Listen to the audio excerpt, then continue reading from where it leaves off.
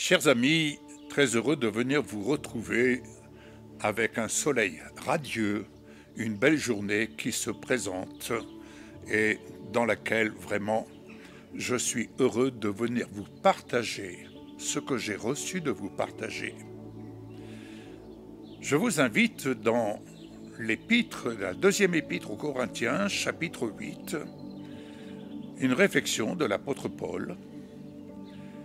Il dit ceci dans les 5 premiers versets de ce chapitre 8. « Nous vous faisons connaître, frères, la grâce de Dieu qui s'est manifestée dans les églises de la Macédoine, à travers la grande épreuve de leurs afflictions, leur joie débordante et leur pauvreté profonde. » Le contexte nous parle. Ils étaient dans des afflictions, ils étaient dans la pauvreté, mais cependant dans une joie débordante.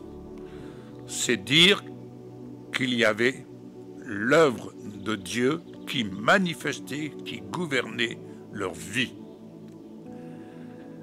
Et il ajoute, « Cela a produit avec abondance de riches libéralités de leur part. » Surprenant. Ils ont, je l'atteste, donné volontairement, selon leurs moyens, et même au-delà de leurs moyens, nous demandant avec de grandes instances la grâce de prendre part. C'est eux qui ont demandé aux apôtres d'avoir part, de prendre part à l'assistance destinée aux saints. Et non seulement ils ont contribué comme nous l'espérions, mais ils se sont d'abord donnés eux-mêmes au Seigneur, puis à nous par la volonté de Dieu.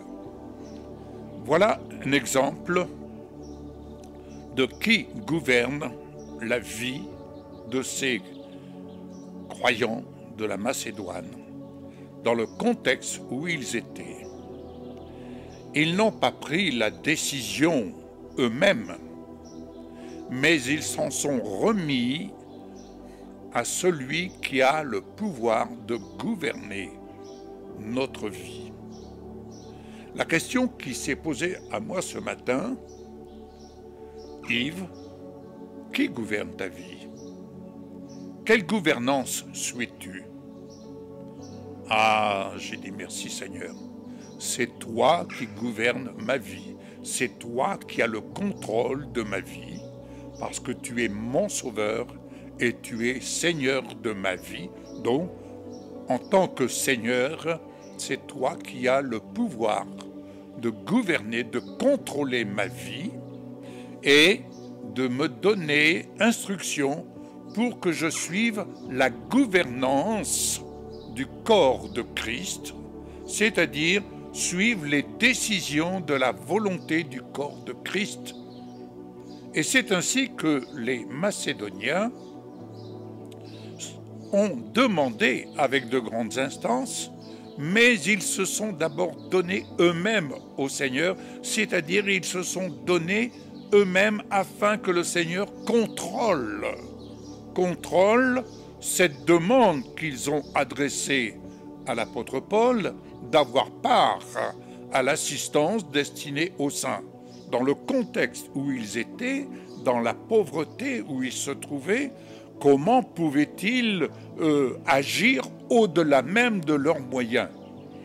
Il n'y en avait qu'un qui pouvait produire ce miracle dans leur vie et leur donner toute capacité de faire conformément aux décisions de la volonté de Dieu, conformément aux décisions de la gouvernance inspirée dans le corps de Christ à certains de ses membres.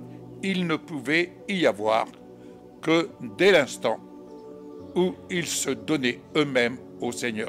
Et se donner eux-mêmes au Seigneur de manière à démontrer que ce qu'ils faisaient, ils le faisaient non pas par leur propre force, mais ils le faisaient par la puissance de l'amour de Dieu, c'est-à-dire celui qui avait contrôle de leur vie et celui qui avait pouvoir de gouverner leur vie et de les amener à suivre la gouvernance.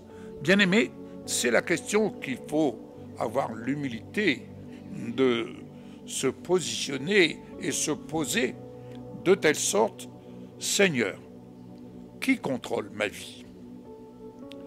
Seigneur, suis-je en capacité de me donner moi-même à toi et de manière à être disponible pour faire, selon les décisions de ta volonté dans le temps présent, pour faire au-delà de ce que je peux penser ou imaginer et au-delà même des moyens dont je dispose.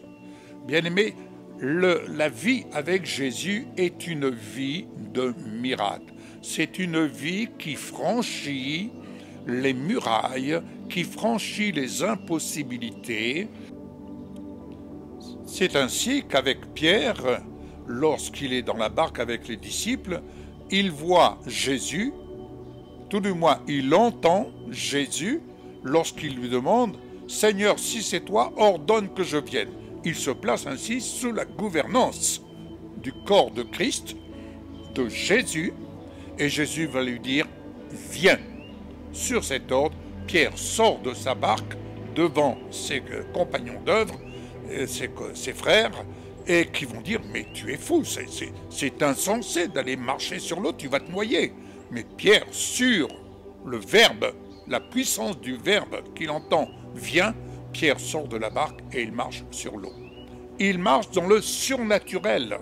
Et suivre la gouvernance, c'est apprendre à marcher dans le surnaturel. C'est apprendre à marcher chaque jour au-delà de ce qu'on peut penser et imaginer, pouvoir faire.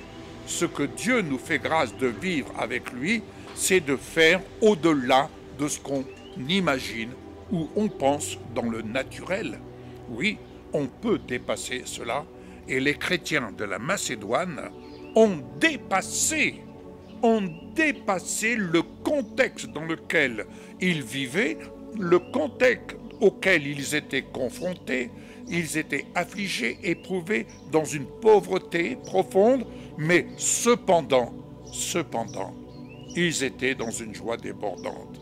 Cela me rappelle, au Burkina Faso, j'étais chez un couple merveilleux, après avoir servi dans cette œuvre. J'étais là et à un moment donné on m'avertit, on me dit « Il y a un jeune frère qui voudrait vous voir ». Pas de problème. Et ce jeune frère me donne une enveloppe par avion dans une pochette de plastique.